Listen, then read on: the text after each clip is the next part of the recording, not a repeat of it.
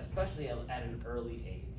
So he had a heart attack at an early age and was really kind of interested in like, gosh, I wonder like, what could I be doing with my risk factors to reverse this disease progression and really kind of make my life as full and minimize my risk for disease kind of moving forward, especially since he hopefully had a long life ahead of him. So he had done this research, published this book, his bestseller. He opened this longevity clinic in 1975, so we're talking 50 years ago now. And then he started doing a lot of research, especially kind of in conjunction with UCLA. And so he had been doing all this research, submitting all this information, and it was really targeted on cardiac disease and really disease reversal.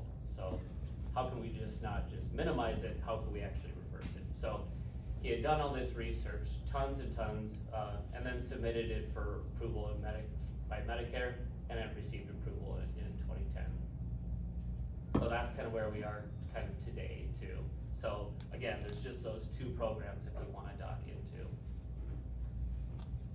So any of these intensive cardiac rehab programs need to have very kind of specific measures and show kind of outcomes. So these are kind of the big pieces. So reduced need for coronary bypass surgery, slow disease progression, and lower risk factors for coronary artery disease. So that's what if you were to submit for approval as an ICR program, that's what you need to show. So some pretty high bars there. So they did so. These are kind of some of the other outcomes that they show. So decreased blood pressure, cholesterol, inflammation, lipids, and weight. So they continue to do kind of more and more scientific studies about outcomes related to their program too. What doesn't change is, so the things that qualify for traditional cardiac rehab right now are exactly the same. So the diagnoses that people get into cardiac rehab are exactly the same. So we're talking about myocardial infarction or a heart attack, CABG or bypass surgery, valve surgery, stable angina, heart failure with reduced ejection fraction, and if you had a heart or lung transplant, and if you had a stent too. So those are the qualified diagnoses now, same for intensive cardiac rehab.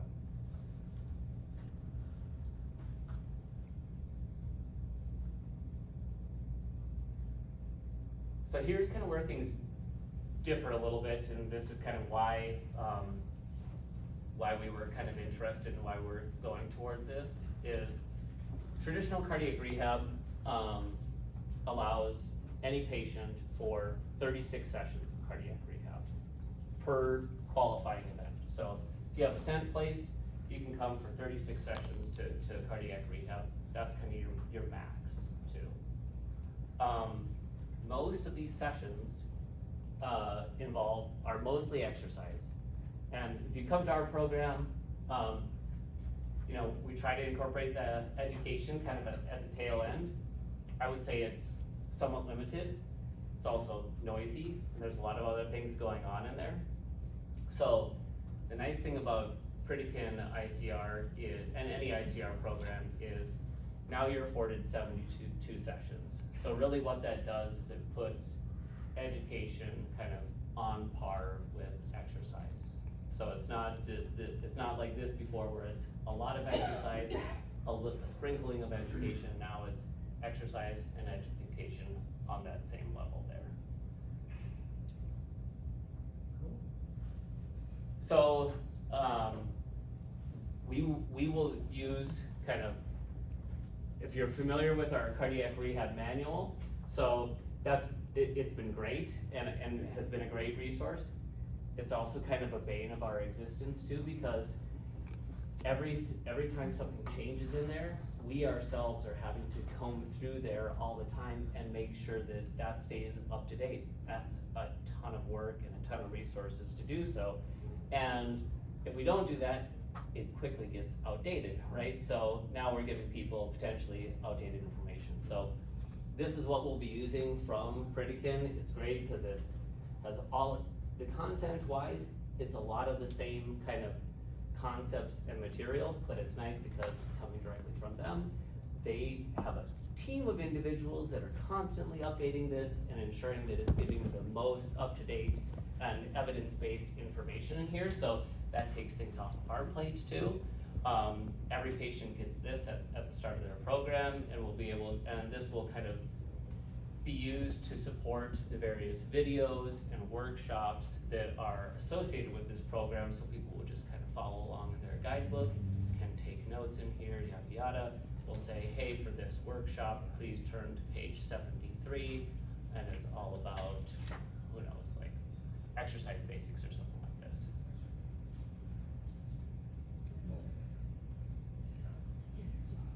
So, again, things that aren't changing, really our messaging and the concepts that we've kind of endorsed in the traditional cardiac rehab are really no different. It's all about regular exercise, heart healthy nutrition, and a healthy mindset. So those are the three kind of basic pillars that this predicament program is founded on, and really kind of things that we already do right now, so not terribly different. Again, I mentioned kind of this guidebook. I'll just kind of walk through, breeze through some of this too. So, so every week that a patient comes in, they'll come to exercise, but they'll also be using this space as for everything education. So no longer will we be doing kind of like 5 minutes at the tail end of exercise for the education portion. Patients will do all their exercise out there as normal, and then they would be coming in this room for all things education. And that education will last about 30 to 45 minutes-ish, kind of depending on the topic, content, and everything that we're covered. One other difference too is some people in this model might come to education first.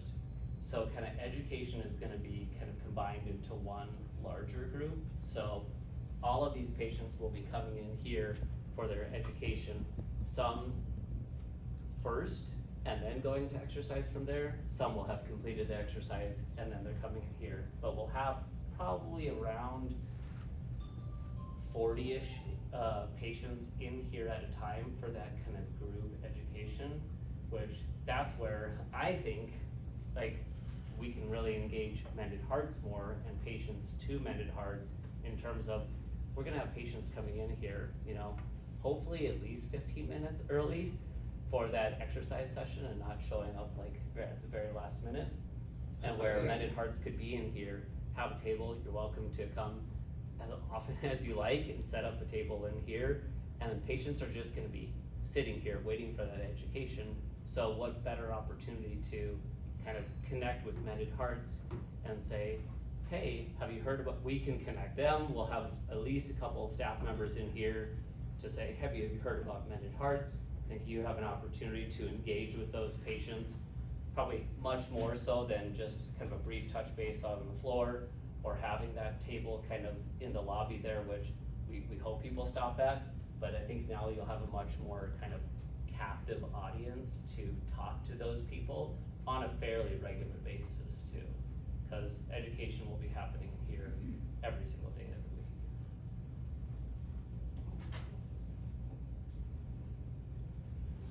So, sorry, I kind of digressed. So that education is gonna be consistent of some kind of pre-made videos that Pritikin does and constantly updates, and they're very professionally made.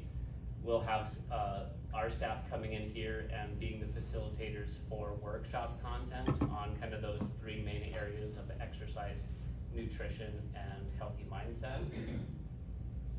And then what I'm really excited about, hopefully you are too, and I think a lot of our patients are, is one of the things that we know that we just haven't been able to accomplish too much. We talk about like diet and nutrition a lot in our current content, but we aren't really able to show that a lot. So once a week, we're gonna have our dietitians in here cooking food, showing people recipes and doing kind of live cooking demonstrations in here as well too. And then giving that food out to patients for people to eat and sample, and hopefully then kind of spur them to say, oh, I want to try this at home too. So we're excited about that, those cooking school workshops too. So that'll be in here once a week, once for the Monday, Wednesday, Friday class, and once for the Tuesday, Thursday class. So every single week they're gonna be getting that cooking school. And then you're probably already familiar with this, but this kind of eating plan, you know, we try not to use the D word, the diet word, right? Because diets are usually associated with weight loss and they're temporary, and people usually go off of them and then gain that back. We like to talk about more just an eating plan or a way of eating, right? It's just, this is just what you do every day. It's not for a specific purpose, but mainly the purpose is to be healthy, right? So Pritikin eating plan is very kind of in that line of Mediterranean way of eating. I won't use the D word again, but so largely plant-based, modest amounts of fish and seafood, minimal intake of red meat, dairy, sugar, and then, because we know that those are primarily, have been shown to reduce risk factors for heart disease. So really what this program is gonna do, hopefully for us and for our patients, is much more comprehensive education without limiting the number of sessions that people have available to them from a CMS coverage standpoint. Even higher level of care and outcomes, and even better kind of risk factor prevention and disease reversal. So we wouldn't really be entertaining this if we thought it was gonna be negative in any way. We do feel like this is gonna be just a better program overall. And it incorporates a lot of the things that we've kind of tried to do from developing our program, but aren't necessarily like connected to the exercise in any way. You know, we have kind of some cooking classes right now, or people can connect with the dietitian or the social worker, those other components within our program, but oftentimes that's outside their exercise sessions, and lo and behold, people don't do that because it's not very convenient. So this incorporates a lot of those same elements, but ties it into kind of their daily sessions too.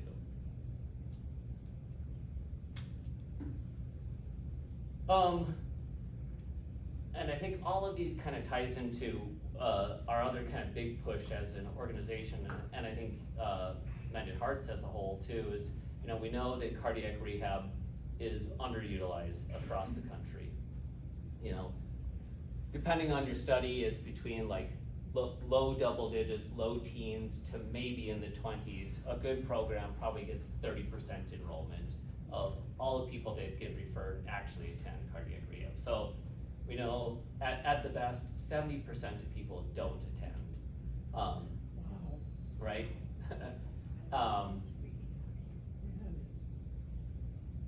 And so we know, if you're familiar with the Million Hearts Initiative, Million Hearts is kind of it's an association between CMS and the CDC, and it's all about getting more people to attend cardiac rehab. So their overarching goal is to increase cardiac rehab participation to 70%, which is a pretty lofty goal, right? If you consider at max, a good program has 30% attendance. So from a good program, we want to increase that by 40%. From probably an average program, that's more like 60%. So that's a pretty significant increase. And there's a lot of, you know, reasons for why people don't participate. You know, there's financial reasons, there's transportation reasons, geographic, you know, just lack of awareness, lack of understanding of what the benefits of cardiac rehab could be too. So there's lots of different reasons, many of which we've tried to tackle, and then some that we're kind of in the process of tackling too. But and one of the big reasons for, or I guess one of the biggest indicators of whether a person participates in cardiac rehab or not is the strength of the recommendation from their referring provider. So if you're, you know, surgeon, if you're a cardiologist, if your primary care, the person that would be referring you to cardiac rehab is not very keen on you or not endorsing it strongly, then that's a really good indicator of whether or not you're gonna go or not. If they're endorsing strongly, they will. If not, yes. Is one of the reasons for lack of participation due to insurance, that they won't, that they don't have the insurance to cover it? Somewhat. It can be, right? So we know anyone with regular Medicare, or if you're in a Medicare Advantage program, all of those should cover cardiac rehab. So, across the board. We know that Idaho Medicaid covers cardiac rehab, and then commercial insurances can be variable.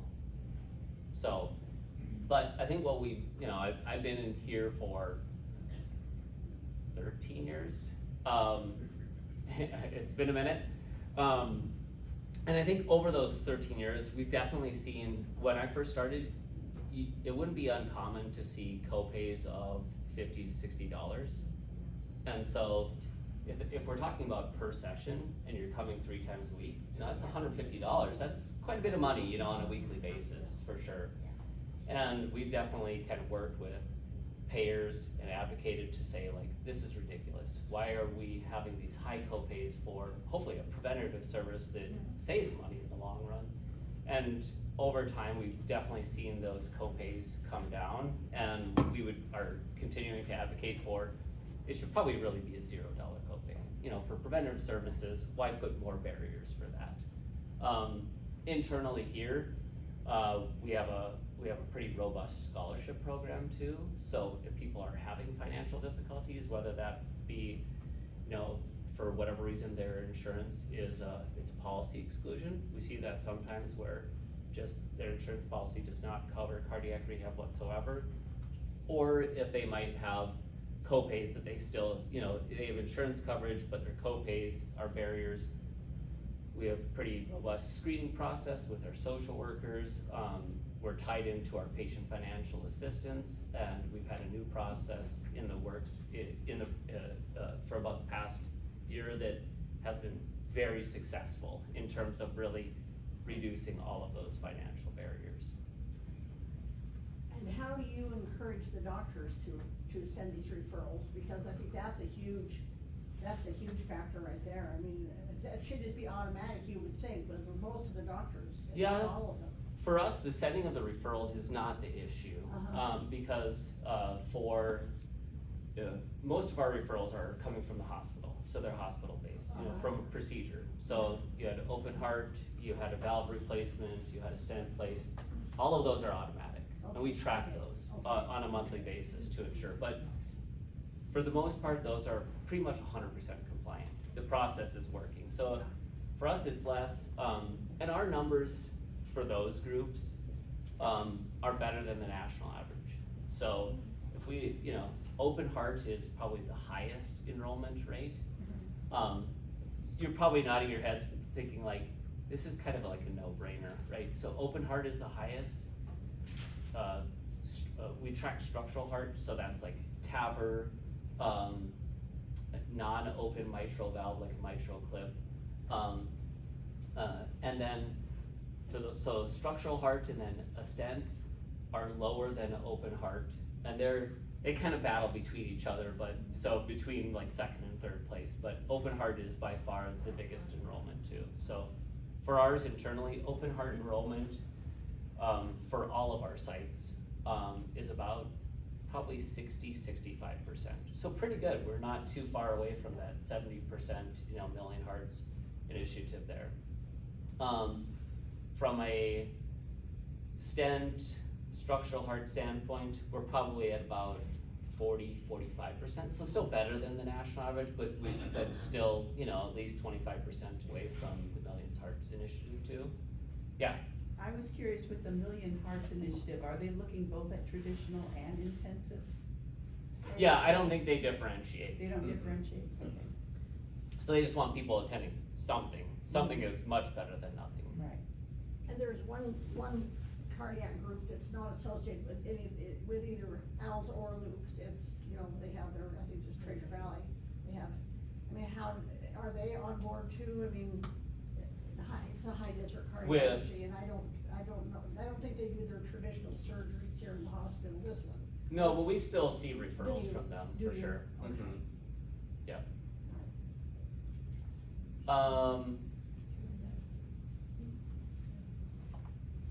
Sorry, I kinda lost my train of thought where I was going with all of this. Oh, but, back to your question, so the referrals really isn't the issue, it's more, how do we get people engaged? So you have a referral, but are you going to participate? And so, again, you know, we're addressing the financial piece, so hopefully that's, you know, reducing that barrier. I think from a, provider endorsement, that's kind of what we're working on right now. Especially to embed we're working on embedding a prompt within their follow-up note, cause you'd be surprised of how many people like get a stent placed in the hospital. You go to, your follow-up with the cardiologist, probably like within like 1 to 2 weeks later, how often that they're not talking about cardiac rehab. So, yeah, that's. I mean, usually in those visits, they're definitely talking about medications. Mm-hmm. They're talking about if you have any signs or symptoms, or, you know, if you have any, like, obviously, like, infection, if you had, like, a groin access or a wrist access for that, or if your sternum is healing, right? They're addressing kind of the main pieces, kind of immediate pieces, right? Are you on the right medications? How are you feeling? But they're really kind of not talking about cardiac rehab on the whole. From as many, like, follow-up notes that I've seen, they're rarely talking about cardiac rehab. And it'd be nice if they would say, and you know, we're expecting you to participate in this program. because, Exactly. You know, So what? making it more of a, hey, this is kind of not an order from the doctor, but Yeah, very you know. strongly sanctioned. Well, just like taking your aspirin Plavix, you know, following a stent is very critical. We kind of see cardiac rehab should be at the same level, Yeah, right? definitely. So that's what we're working and have proposed to them, and I think we'll be implementing this year is a simple prompt in their follow-up note to say, you know, sometimes it's just out of sight, out of mind, right? Oh, yeah. It's just not in their kind of process scope right now. So if we can just put it in their standard note, like, is patient participating in cardiac rehab? If not, why not? So they can at least kind of have that, you know, 1 to 2 minute conversation with the patient. And cause just doing that is gonna go so much more, because we know that that's the highest predictor of whether a patient participates or not, is that physician endorsement. So that's kind of the last piece of the puzzle that kind of we're working on right now. Am I wrong in assuming that part of your target audience would also be non-heart patients, but patients that are capable of having a heart attack? Because of the fact they have such high blood pressure, or something is triggering the fact that if we can control this now, we can stop that. I mean, you would hope so. There's no comprehensive program that's covered by insurance right now to do that, right? Okay. I mean, there's ways that's kind of the rationale of what we're trying to do at our other lifestyle medicine clinics. Right. Is hopefully address those lifestyle factors before, right? So that people don't have to come to cardiac rehab. Right. So it's not like you have to have an event to qualify that we've prevented those beforehand, but that's a huge thing, yes. Well, along those same lines, so from what you said, something like a new diagnosis of AFib would qualify for cardiac rehab. It does not, no.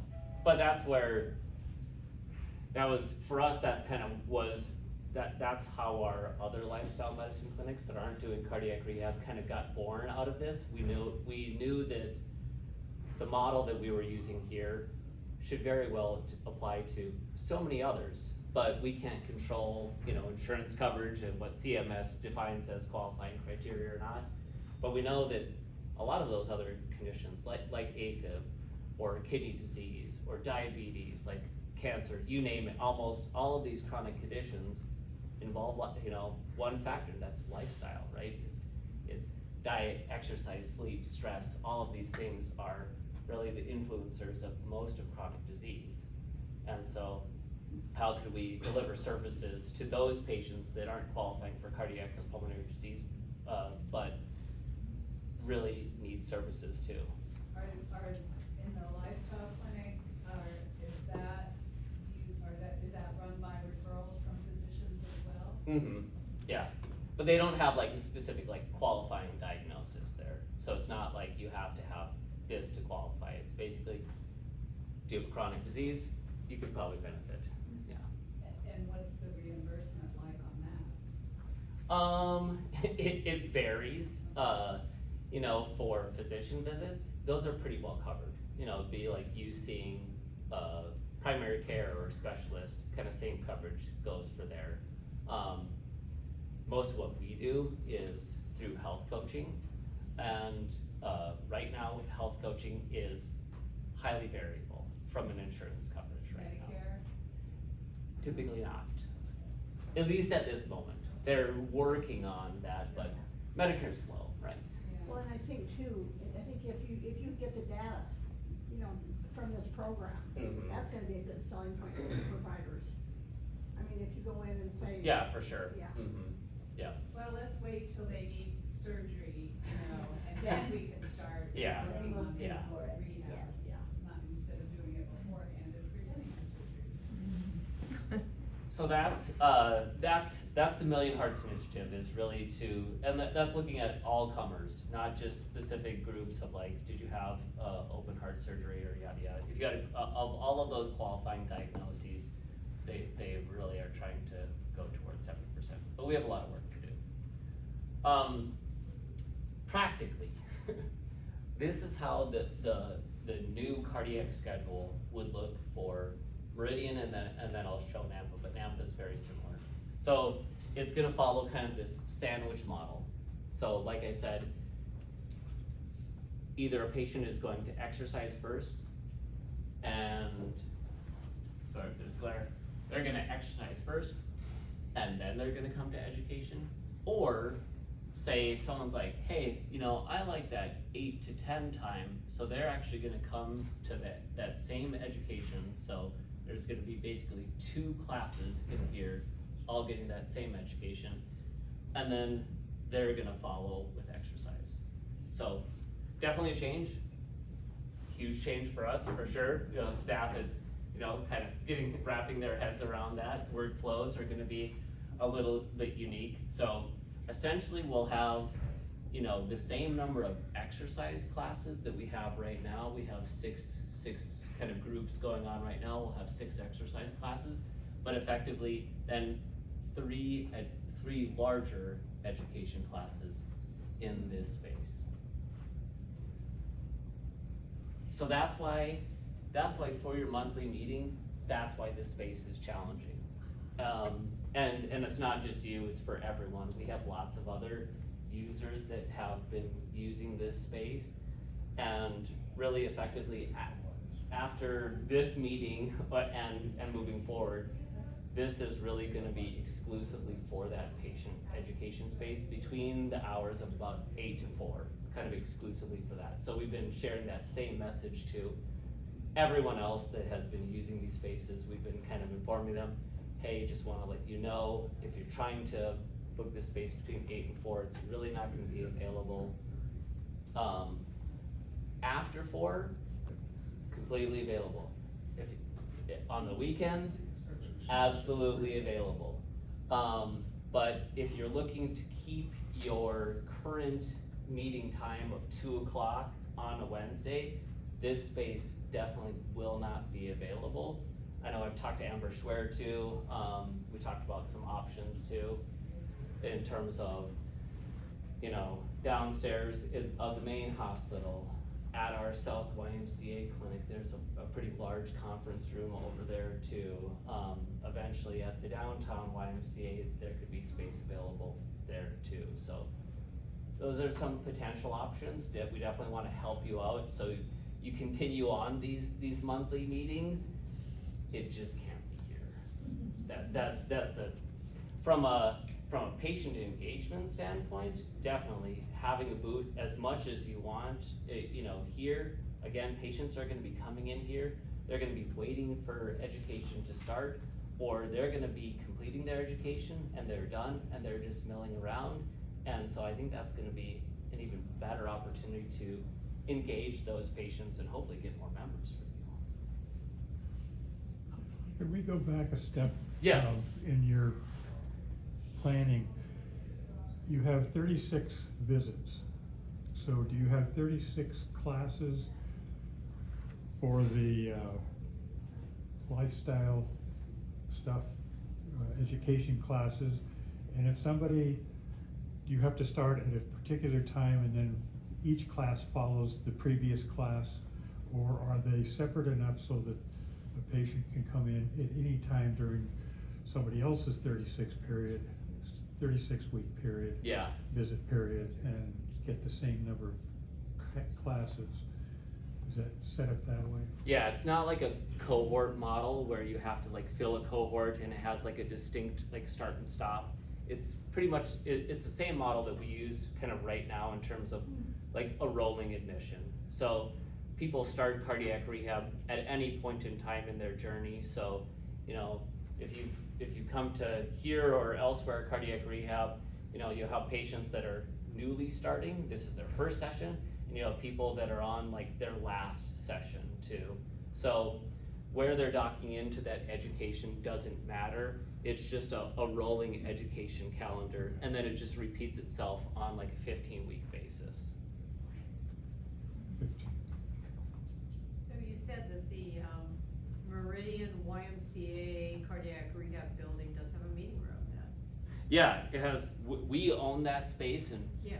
and we share it with the Y too, Yeah, but it has yeah. a very, Yeah. it's similar setup to this, has a teaching kitchen in here, large space, just like this, even I would probably say larger than this. It's kind of, can be sectioned off depending on kind of group needs and sizes too, but similar space like this. Mhm. What road is that on? Is that Victory?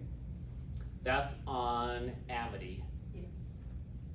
Between Cloverdale and Eagle. I've been in that building and I've taken the tour for YMCA purposes, and, you know, I knew that cardiac rehab shared that building, so I've been downstairs and all around in there, so, yeah, it's Yeah, nice. so if you know where our clinic is, it's on that, Yeah. it's on that same hallway down there, Yeah. and then there's just, those meeting areas off I there. was even, the day I was in there for the tour, they had an event. Somebody went down while exercising in the Y portion, Mhm. and the St. Luke's staff came to assist, I believe, yeah. It was pretty We're cool. pretty accustomed to that, you know, we're kind of more medically based, so. Yeah. But yeah, so we share it with the Y a lot. They do, like, especially during the summer, it's used a lot with the kiddos and their summer camps, but we use it for cooking classes over there and other group appointments, yeah, for sure. Other questions? One Yes. other question, I speak from having gone into, setting up booths for any organization, and so many times you get bypassed, and it doesn't sound like that's gonna happen here, but I know setting an Amended Hearts booth, oftentimes you're kind of back in a corner and people are in a hurry to get into their class and they're in a hurry to get out of their class, and so it doesn't sound like that's going to be the situation. I think that has been our advantage in being able to actually get up and verbally, you know, just actually face in front of them, voice coming from us saying, this is what I've experienced as a heart patient and I am a survivor. Mhm. There's that connection, and so that's the only thing that I feel like we might be missing, but. Yeah, and I think, you know, this is gonna be kind of pretty new for us We have too, to so try. we're kind of Yeah, sorting we have things to out. try, definitely, yeah. If any of you know Amber Miller, she's worked here for many years, she's one of our charge staff all there. Kind of how we've kind of, organized things is, we'll have kind of the main facilitator up here who's gonna be leading those classes. But we'll have a secondary person in here, cause we need to kind of track for patient attendance, but also from a safety standpoint too. So I feel like that person can kind of be kind of directing people like, hey, while you have kind of some time, check out Mended Hearts over here too. And we know, like, I think, I'm not sure of how that transition is necessarily going to look for people that have gone to exercise and that are coming over here. And this is It's something gonna be interesting, we're right? gonna have to work with, And we- you and we'll work together on Yeah, this. and we've tried to create kind of some buffer, cause we know it's gonna take some time between when they end their exercise over here, and we wanna get them over here in time so that we can start on time, cause we can't just be like chronically late for everything, No. right? And we'll be opening that door to the gym to actually make it easier, so they don't have to go all the way around like this, so they'll be coming right here. And then for those people that are coming here first and then exercising, you know, just like maybe many of you, like some people love to be the early birds, right? So, and we appreciate those people. Some people come, you know, 30 minutes or more early. So I think that's where, especially like engaging those people that, like, you're coming here early. Amber directing like, hey, check out the Mended Hearts booth. They're a great partner with us. They're always looking for new members, you know, go talk to them too. And I think then those people that are, you know, have exercised, came to education, and then just like to mill around a little bit more and talk, right? I think that's another gonna be great opportunity. Cause if you're in here, they're in here, we're all in the same space, I think just more opportunity for the connection that way. If I understand you right, it's, mandatory that they come here or suggested?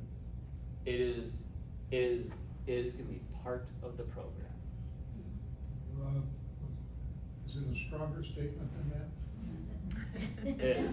that? They won't really have an option not to come here. Okay. It will be presented when they first come for that initial evaluation, like, this is the program, right?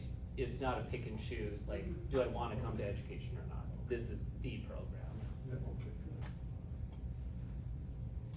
Yes, And then you got somebody like me, I'm a stroke survivor, yes, and I went to one of my cardiologist appointments, I found that Mended Hearts just let her out at St. Alice, mm-hmm. so I started coming then. Yeah, so some people engage in Mended Hearts through different pathways, right? It's not always because you came to Cardiac Rehab, but I think there's other, definitely ways to connect to Mended Hearts rather than just coming here, for sure. Other questions? No, I feel you made us feel supported and wanted. Yeah, I think my big takeaway is like, we're, like, never in any of this process is our intention to X out Mended Hearts and to not continue this relationship. I think we enjoyed your partnership, you know, your endorsement of Cardiac Rehab, wherever people are going to Cardiac Rehab, that's really what we want. Is this a change? Of course it is. It's definitely a change for us. We really feel like this is a change for the better, especially like really elevating education to that same level as exercise. And then it's just gonna be a learning process in terms of like how these workflows, but I think just, I strongly feel like we'll have even more opportunity to connect patients to Mended Hearts and engage those people. One last stupid question. Tuesdays and Thursdays, you're only busy till noon. Does that mean this facility is open to me? So that's Nampa. This is Nampa. This is Nampa. Okay. Yeah. Oh, Meridian, we're busy here. Yes. I would think- Tuesday, Thursday, we're pretty much busy 8 to 4. Because I was wondering what you Yeah. changed. to yes, make it right, better. I know that. Because you're Yeah. normally busy. Yeah. This is Nampa. Nampa's less busy on Tuesday, Thursday. And that Not the makes- case that for makes here. sense. Not at all. We've been out there. And I mean, if we and others like got to that 70% enrollment, we're gonna have lots of other problems, good problems, but definitely it's like, you know, I think there's, you know, there's some statistics out there that if every program across the country was able to get to 70% enrollment for cardiac rehab, we would have a tremendous access problem, which is probably very true, but a good problem to have and something that we're solving. One of the You're currently maxed out daily with your patients, right? You know, it depends on kind of what you consider, you know, there's always levers to pull. Yeah. Some of them are not popular levers, but, you know, if you think about kind of most clinics right now, most clinics operate, 8 to 5, Monday through Friday. Well, there's clinics then sitting empty from 5 to 10 o'clock. So like, especially for working age individuals, oftentimes, very early in the morning or after work can be more popular times, so we could do later classes. We could at least add a later class. Weekends, we're not doing anything on weekends right now. The clinic is sitting absolutely empty, again, but these require staffing, medical supervision to meet kind of Medicare requirements too. But those are levers we could pull too. So there are opportunities, it's just how challenging those are too.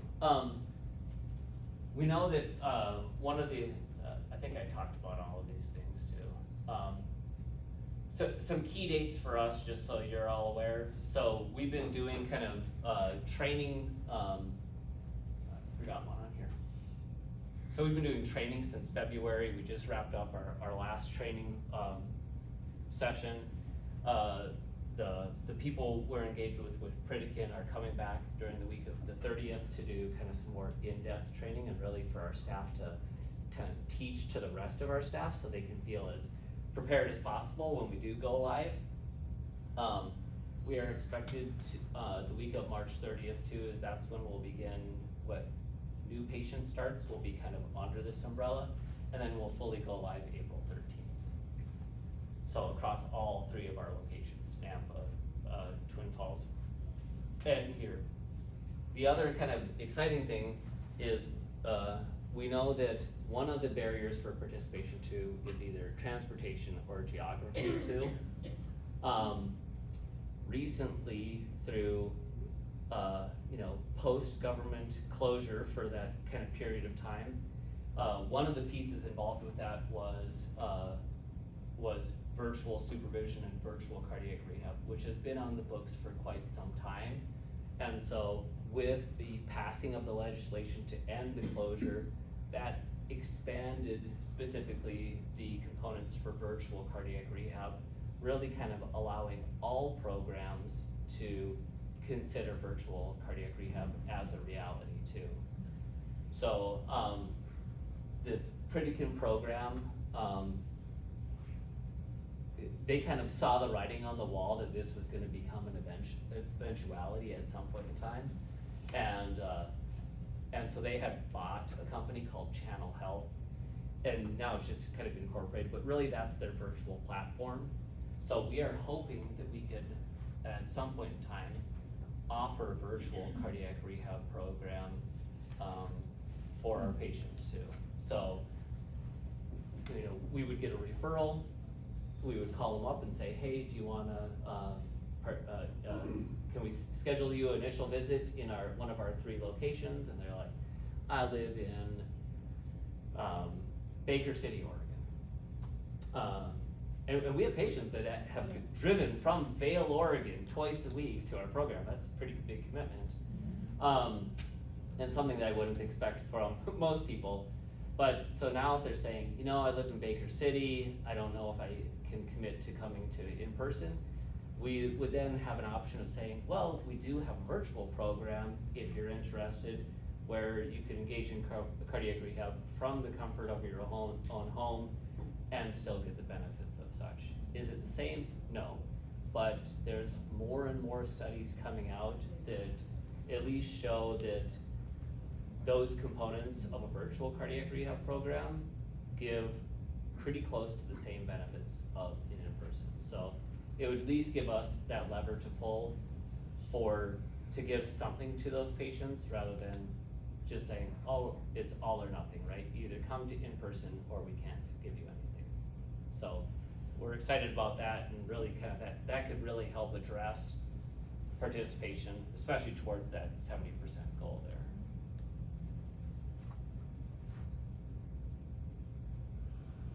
Yes. Have you thought, or and maybe I missed it, how do you think that Mended Hearts could help with your program? Be a part of your program? Is there any thought going into what you all think maybe Mended Hearts could do to help with your hold, your exercise, and the education part of it? I mean, for me, I think Mended Hearts can help the most in terms of really kind of stressing the benefits of any cardiac rehab program, right? Because I think that's the piece that we're missing out, and the numbers bear this out, is that we have a lot of people that are getting referred, but they never participate. I think you all kind of share that personal connection in terms, and can really kind of dive into, with those conversations of like, what are your specific barriers, or apprehensions, about engaging in cardiac rehab, and then maybe really stressing the benefits of. And I don't care where people go to cardiac rehab, I don't care if it's our program or someone else's. Engaging is in any cardiac rehab versus not is really the key. Because I think, we're getting a referral, we're calling on the referral, patients are saying yes or no, right? Or sometimes not coming back to us at all. So I think you have maybe more opportunity to engage more on that deeper level, personal level, and have more time to really kind of uncover maybe what are some of the other reasons why they're not wanting to. I've always done that. In my follow-up calls is talk to them and tell them the benefits of cardiac rehab. Well, the doctor hasn't mentioned that. I said, well, you can mention it to your physician. Yeah.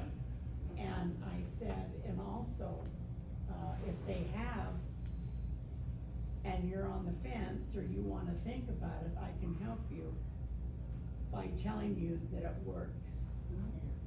I've been through it, I've done it, and it made a tremendous change in my life, which is all true. So, and I, of course, don't know necessarily whether they then did it or not, but I've always mentioned it in my calls.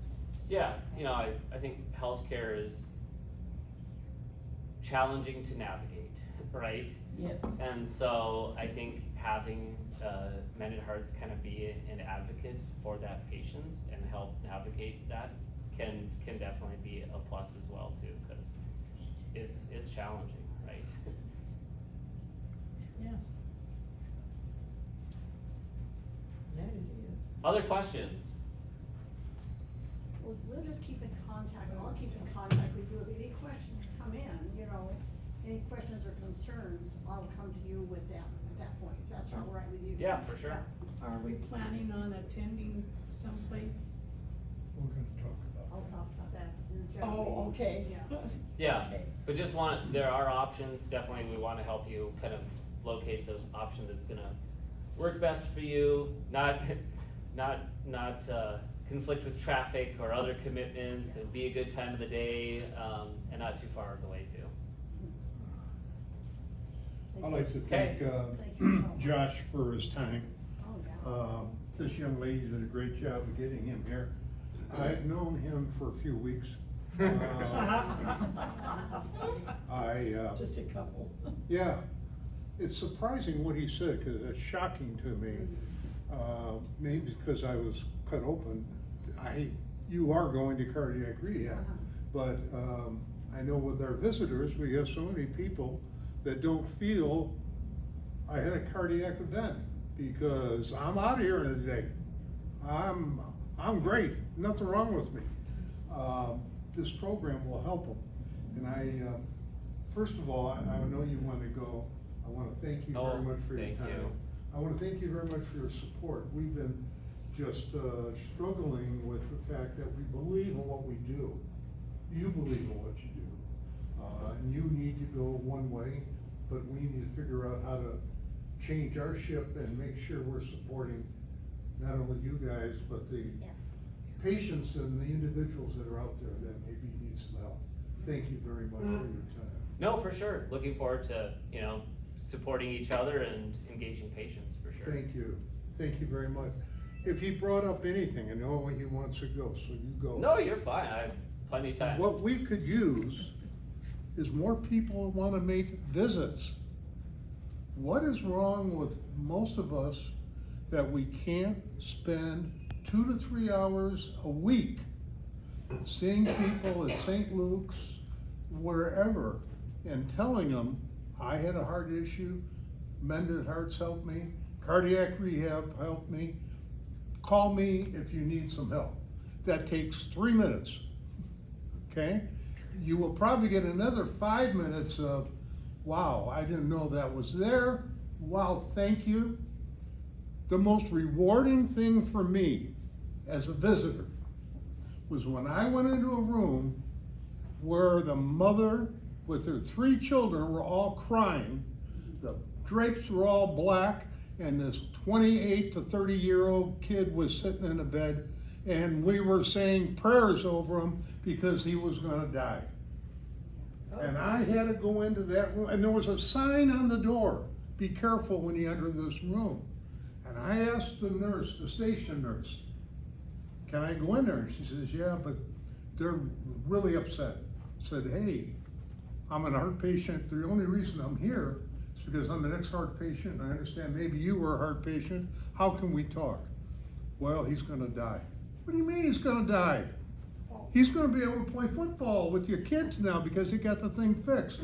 By the time I left, the blinds were open, the kids were sitting on the bed with their dad, and they were talking.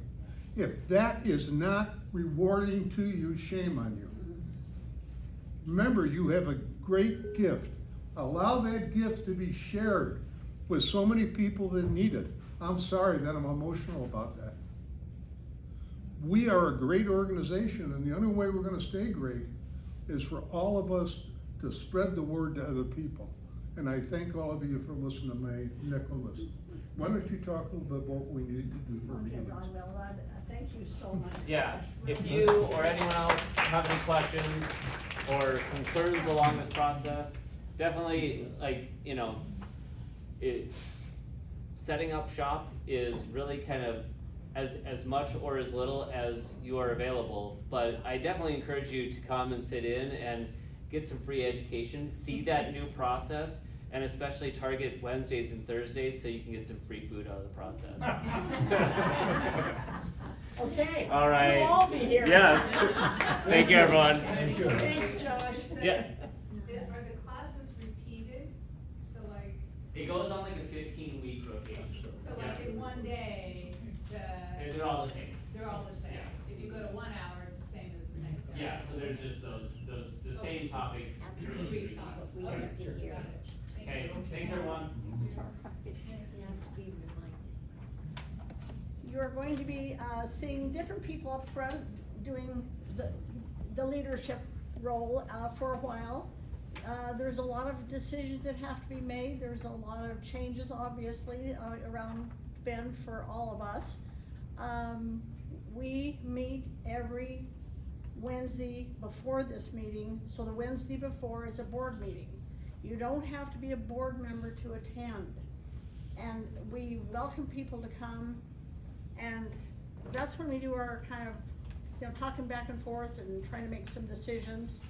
And right now, we've just decided that we're just going to kind of stay as a group and not worry about elections or anything like that at this point. We are just going to kind of trudge forward and see what we can do. We sent out a survey, and I thank all of you who responded.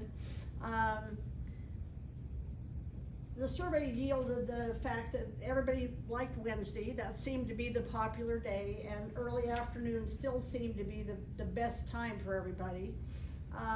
When you start running into using the room after 4 o'clock, you run into a huge traffic jam, and I think that seems to be the, you know, a real negative. So I would, again, participate in the board meeting, come and talk. I would rather you would come and share your thoughts with us, because, you know, we need all the input we can get to make this right. We're looking at a lot of different rooms. There are libraries in the area. We wanna stay in this area if we can, as close by as we can. And there are libraries, we've gotta have, you know, the technical support, so, or the technical abilities, so, we would, you know, look at libraries, the Y, Churches, where? there's several churches that. There's, and churches, there are several churches that have rooms, so, again, love to have you participate. Also participating in this meeting. I want to ask right now, are there any new people? Any new faces at all? Everybody's been here before? Okay, all right. I took notes like mad when he was up there talking, so excuse me for having to look and just make sure.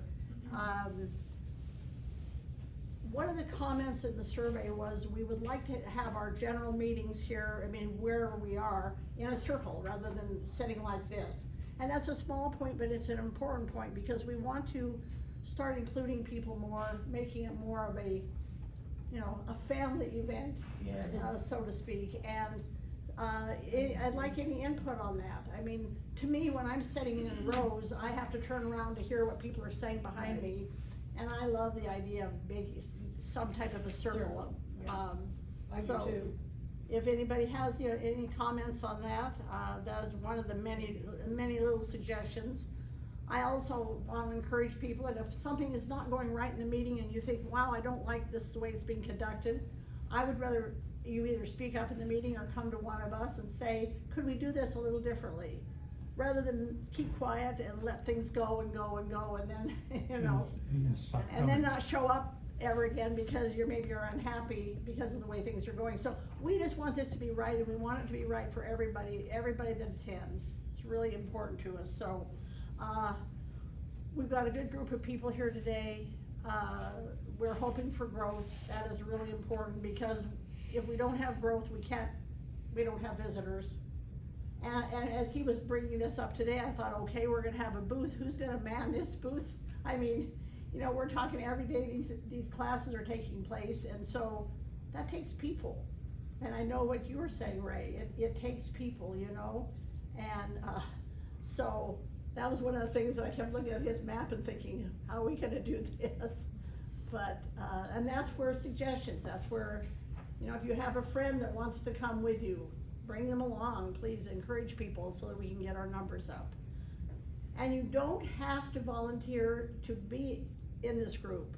We want you to, and we'd love it if you could. It means so much to all of us that, you know, that are active. But it isn't a requirement.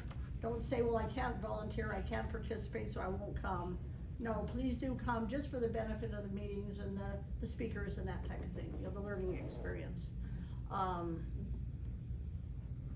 I don't think there's anything else. Dennis, do you have any report you'd like to make? Sure.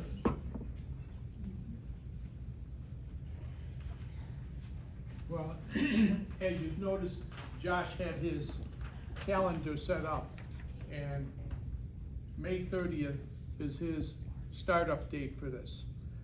So we were supposed to have cardiac rehab that day. We're gonna cancel that day because we don't wanna step on his toes or be in his way while he's trying to start something up. That's not cool. So what I'm putting is a challenge out, as Pat has said. It takes all of us, all right? There's no way that, say, Ray and I can sit here all day because somebody else is gonna be saying a majority of what we would like to say and also give our experience. If people are really interested in us and we show them, it's not, you have to be a part of the board or anything else. If anybody wants to come and wants to take a slot according to that calendar on whatever day for a couple hours, come on. Do we have to be a St. Luke's volunteer? No, you don't. Volunteering. No, I'd be happy to help. anybody that wants. I'm just saying, a 1-2 hour slot to sit in there. And you know what? It'll be, the table will be here or someplace over there, out of the way. I planned a cooking class day. Well, I'll take put the your cooking preferences class down day. if you want a cooking class and you don't wanna make dinner when you get home. And make sure you hide your Ziploc bags in your purse. Cause that's what some people have done, I've known that in the past. But do it, show up and see what's going on. And if you've already had cardiac rehab, Ray's had it, I've had it. I never expected 13 years ago. That's when mine was. And I'm still here. And I can truthfully say, it wasn't easy at first, but it helps you out. And also the other things they're gonna show you that I didn't have, as far as what to eat and everything like that, you'll learn that. And he's allowing us to do that, and I think that's great. So please, come and fill in a slot. We'll make up a sheet down the road over here, and we'll get it back over here when we get our new meeting place. Love to have all of you. This is a nice turnout compared to what we've had in the past. Thank you all for coming. Thank you, Ray. And Nancy, would you come and just give a little report on the spring newsletter? And I just wanna say Nancy has put out a website that is absolutely phenomenal. She's keeping it current and a lot of good information in there, and so it's been a lot of work, but she used her expertise and you know, brought it to the table for us, and we really appreciate that, so. Well, as far as, you know, we're not gonna have a place to meet in April, right? So there's no meeting. But do check the website frequently, because as soon as we have a place to meet, we'll be advertising it there.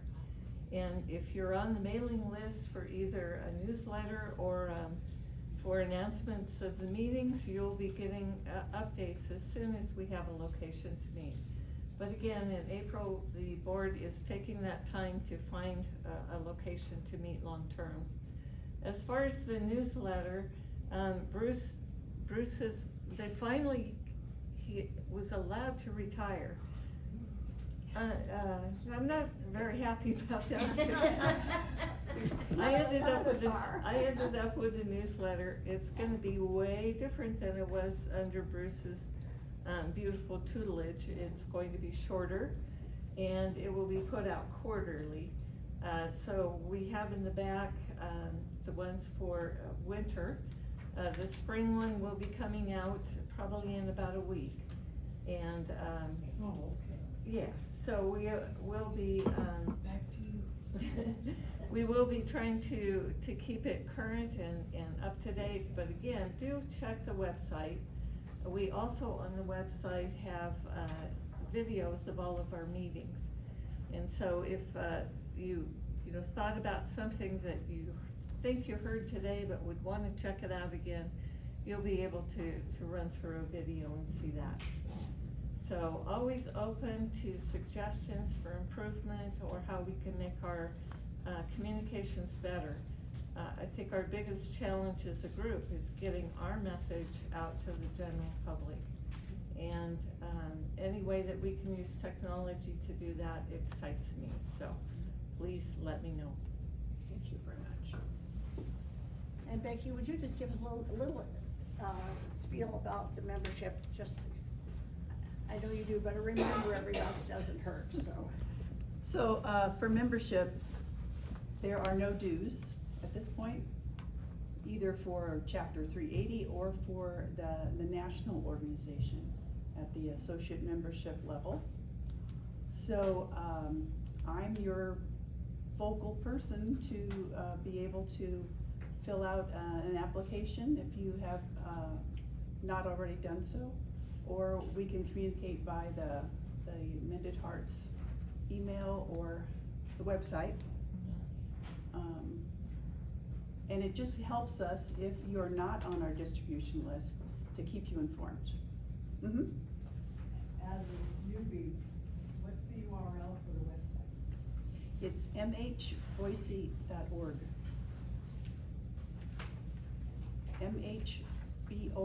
mhboise.org.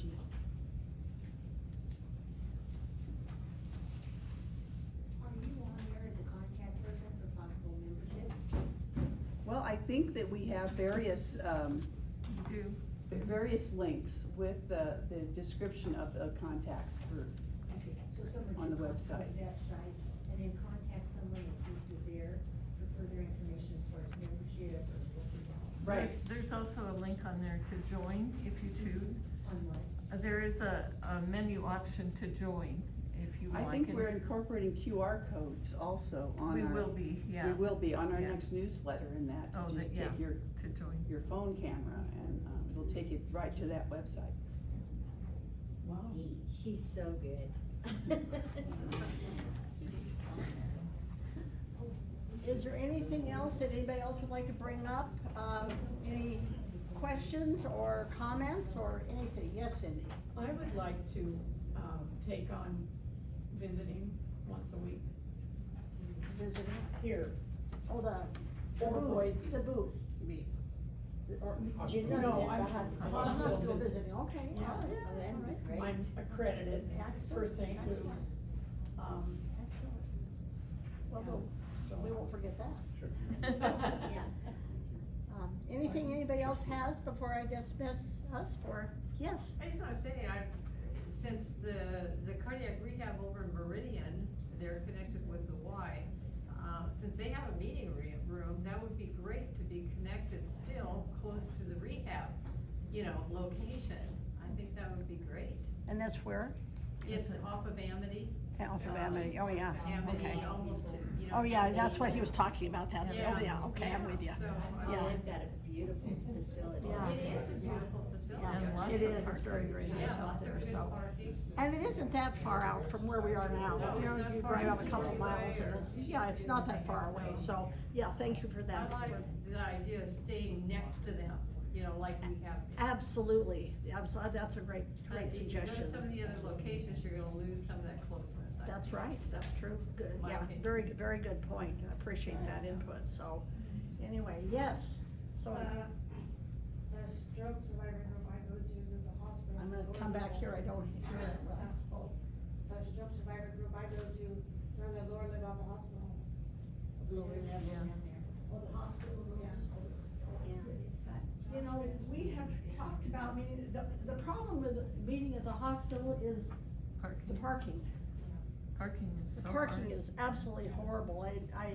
I know once I have to tell a story on myself. One time I went to a meeting that had been canceled, but I wasn't smart enough to read the notice on my email, so I went running out in the snow, in a snowstorm for a meeting that didn't occur.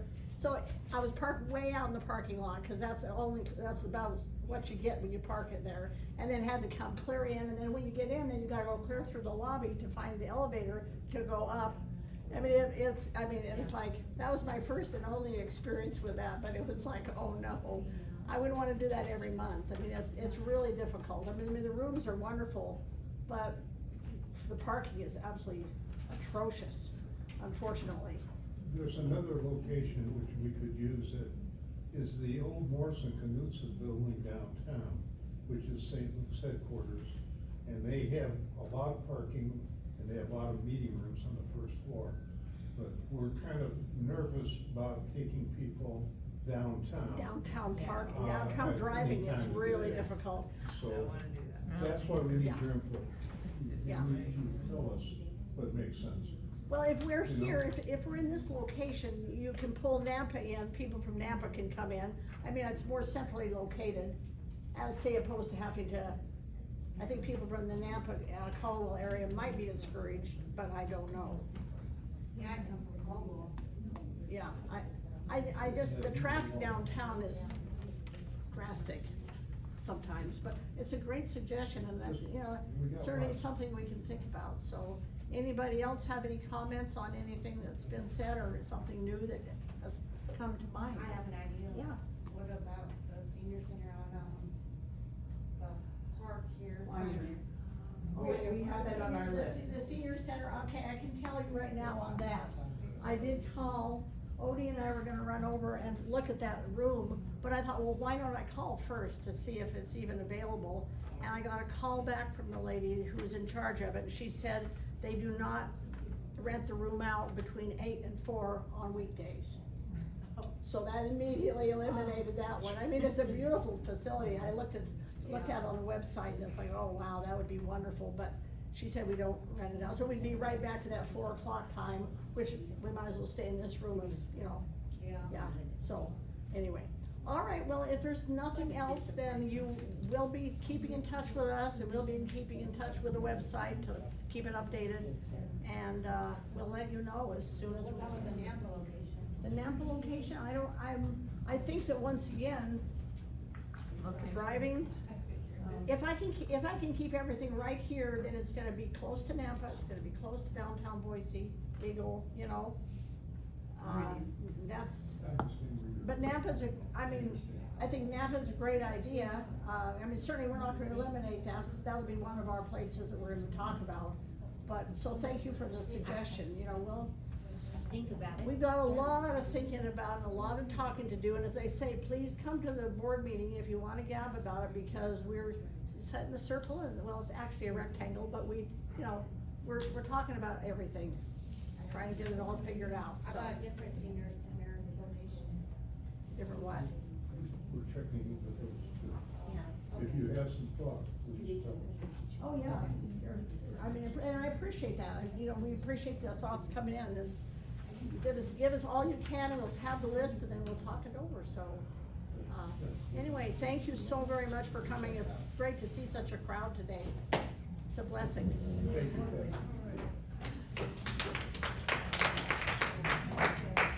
Deb.